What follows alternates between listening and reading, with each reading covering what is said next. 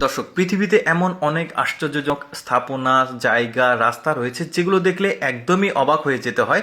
তেমনি এই বিল্ডিংটার যে স্ট্রাকচার সেটা দেখুন, এমনভাবে ইঞ্জিনিয়ার প্ল্যানিং করেছে যে একদমই সিঁড়ির মতো থাক থাক হয়ে আছে, একদমই এক্সেপশনাল। আরও অদ্ভুত কিছু দেখায় আপনাদেরকে, যেমন এই রাস্তাটাকে দেখুন, একদমই ব্যস্ততম একটা রাস্তা, যেন অ্যাক্সিডেন্ট না হয়, স্পিড যেন কন্ট্রোল থাকে। তো এই জন্য ঢেউ ঢেউ করে তৈরি করা হয়েছে এরকম রাস্তা। আমিও কিন্তু আপনাদের সাথে প্রথম দেখছি এরকম ঢেউ ঢেউ রাস্তা।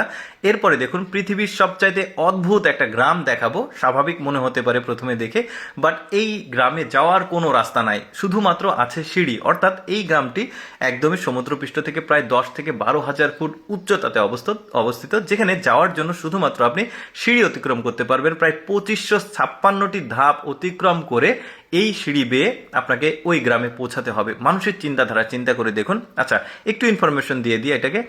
এটা প্রায় 200 বছর ধরে এই গ্রাম পুরো পৃথিবীর সাথে বিচ্ছিন্ন ছিল। পরবর্তীতে সিঁড়ি করার পর মানুষ, তারপরে ট্যুরিস্ট যেতে পারে এখানে। আর 2556টি সিঁড়ি অতিক্রম করে এই গ্রামে যেতে হয়। মানুষ চিন্তা করুন কি ধরনের চিন্তা ভাবনা তাদের, যে ওইখানেই তাদেরকে বসবাস করতে হবে পাহাড়ের একদমই উচ্চতায়। তারা পৃথিবীর অন্যান্য কারোর সাথে যোগাযোগ রাখবে না, তারা নিজেরাই থাকবে একাই। মানে চিন্তা করুন মানুষের চিন্তাধারা কতটা ব্যতিক্রম হতে পারে। আচ্ছা, আরেকটা অদ্ভুত জায়গা দেখাই। দেখুন, এইখানে যে পিলারগুলো দেখবেন অনেকটা দেখতে কার্টুনের মতো। এখন আপনারা ভাবতে পারেন এই ধরনের জিনিসপত্র তৈরি করার কারণ কি। দেখুন, চীনের একজন বৃদ্ধ মহিলা ছোটবেলায় স্বপ্ন দেখতো যে এইরকম একটা জায়গার স্বপ্ন দেখতো। পরবর্তীতে সে যখন অনেক সামর্থ্যবান হয়েছে, টাকা পয়সার মালিক হয়েছে, তখন তিনি তার ছোটবেলার যে স্বপ্নটা ওইটাকে বাস্তবায়ন করেছে এই ধরনের জিনিসপত্র তৈরি করে। দেখুন মানুষের কত চিন্তাধারা অদ্ভুত হতে পারে। এই ধরনের জায়গাগুলো পরবর্তীতে ট্যুরিস্টদের জন্য উন্মুক্ত করা হয়েছে। দেখুন, এই জায়গাটাও আবার বেশ অদ্ভুত একটা জায়গা। একটু ভালোভাবে লক্ষ্য করে দেখুন, একদম পাহাড়ের কোল ঘেঁষে এই বিল্ডিংগুলো, আর এটা পুরোপুরি একটা আলাদা একটা জায়গা, একদম পাহাড়ের ওপরে। আর এই বিল্ডিংগুলো অনেকে বসবাস করে, আবার কিছু রিসোর্ট হোটেল রয়েছে, তারা এই প্রাকৃতিক সৌন্দর্য দেখার জন্য এই ধরনের রিস্ক নিয়ে একদম ধারে এই ধরনের বিল্ডিং স্থাপনাগুলো নির্মাণ করেছে। আচ্ছা, এই জায়গাটাকে দেখুন, এটা একটা গ্রাম, ছোট্ট একটা গ্রাম। আর গ্রামটার নাম কিন্তু অনেক কঠিন, আমি বলে দিচ্ছি আপনাদেরকে। এইটি সুঝোর প্রাচীন শহর টংলির পাশে লুয়ং সিং ঝো, মানে চায়না নাম তো একটু কঠিন এই গ্রামটি।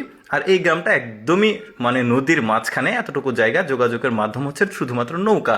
আচ্ছা, একজন ঘাড়তেরা মানুষের বাড়ি দেখায় আপনাদেরকে। দেখুন, এটা একটা নদী, নদীর আশেপাশে বহু বিল্ডিং, বাড়ি ঘর রয়েছে। আর ওই লোকটাকে বাড়ি করতে হবে নদীর এই মাঝখানে, এই জায়গাতে, মানে অন্য কোথাও করবে না, তাকে ওইখানেই বাড়ি করে বসবাস করতে হবে। চিন্তা করে দেখুন, এখানে সে বাড়ি করেছে।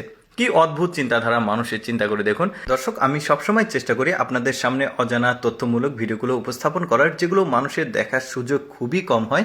এইরকম ভিডিও প্রতিদিন দেখতে আমাদের লেটস গো ফেসবুক পেজটি ফলো রাখতে পারেন। আজকের এই ভিডিওটি কেমন লাগলো অবশ্যই কমেন্ট করে জানাবেন। ধন্যবাদ সবাইকে।